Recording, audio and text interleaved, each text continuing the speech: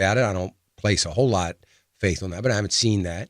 But nevertheless, there has not been any mainstream media or financial news network that has picked this up and run with it. So none of that has happened. So it's interesting to see. It'll be interesting to see if that happens over the weekend. I doubt it, but you can check that out. You can read that in my newsletter. My newsletter comes out every Friday afternoon. It's an email newsletter. It doesn't cost anything, but you have to go to financialissues.org, and sign up for the newsletter, and you'll get that. So I'm still a little bit excited in a negative way, a little bit excitable, I guess, over the lack of coverage over the GDP data. So I'm reading this morning, I think it was something coming out of Financial Times. I'm reading this morning something that happened. Some things that were talked about, and they're talking about this year's GDP projections, 2014. And there are a number of economists that think that GDP is going to be really good this year, better than last year. They're thinking at least 3%. And I immediately got into this aggravated state of doesn't anybody listen to the truth? It was even more interesting because one of them, after stating how good things are going to be better this year, went on to talk about all the things that are wrong with the economy, all the things that are a problem for the administration and are a problem for the long-term health of the economy. Right after he said things are going to be better. Nobody even mentioned the fact that we have changed the calculation of GDP. So 3% ought to be something that we just stumble upon. And it is not going to mean growth in the real economy.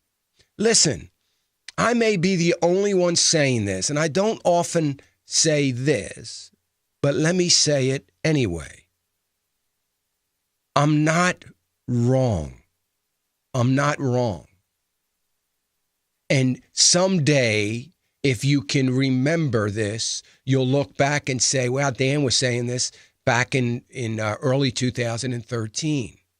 I'm not wrong about this whole calculation of GDP growth. I'm not wrong over the fact that we have a stagnant at best. The best case scenario for this economy, I'm not talking about the markets, the best case scenario for this economy is that it is stagnant at best. And we are one geopolitical event, maybe Russia is going to end up being that, one geopolitical event from catastrophe. We do not have real growth. We have growth. I'm not saying we don't have any growth.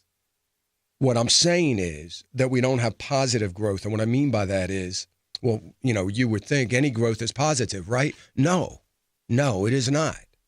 What I mean by positive growth is that we don't have growth that is going to be able to keep pace with the population growth and that population growth that is coming into the workforce.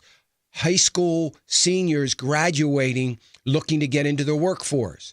College graduates graduating, looking to get into the workforce. Vocational technical schools having graduates looking to get into the workforce. That population growth, along with just the normal population growth that would generally call upon more GDP. We're not keeping pace with that. See, in order to maintain the stagnant economy that we have to at least keep pace with that stagnant economy. We're not doing that. And for anybody to say that this is positive, a 2.5%, 2.6%, 2.8%, 3% GDP growth based on the fact that January 1st, we changed the way we calculate it, anybody that says that is so misguided, so caught up in the ideology, so caught up. I saw a website, a very, very large brokerage firm that gave their commentary on GDP.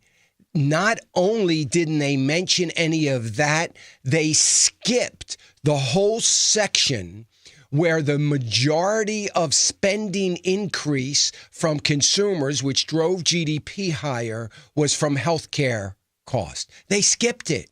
It wasn't even included in their commentary section. Oh, yes, they included a sentence that said spending by consumers was up. They included that, but they skipped why. And there are millions of people reading that are a part of this brokerage firm that feel good. There is so much deception on every level that even the people that are doing the deception are being deceived, if that makes sense. It's very discouraging. Some economic news out this morning. Then we're going to get to calls. 866-300-9298. 866-300-9298. We're going to try to get to as many calls as possible. It's Friday. We try to do that. You can queue your call up, 866-300-9298. It would be a wonderful thing for you to call because we want to keep moving. By the way, before I get into the economic news this morning, I just want to say, if you're coming to our town hall meeting, would you please register? Hopefully I'll be better by then. But April 7th is our next town hall meeting in Mobile, Alabama. If you live anywhere near Mobile, Alabama, come on out. We're going to have a great time. I don't sound like somebody today that could have a great time, but we're going to have a great time. It's a lot of fun. I know you'll enjoy it and appreciate some of the things that we're going to talk about that you don't normally hear on the radio. So I hope you'll come out April 7th. It's a Monday evening at 6:30 in Mobile, Alabama. And you got to go to the website, afr.net, click on Faith, Family, and Finance, because we need you to register. Not because it costs anything, it's free, but we need a head count. So please go there and register and give us a head count. Then we're going to have another one in April 28th in Columbus, Ohio, on May 13th, Muskegon, Michigan, and on May 15th, Lafayette, Indiana.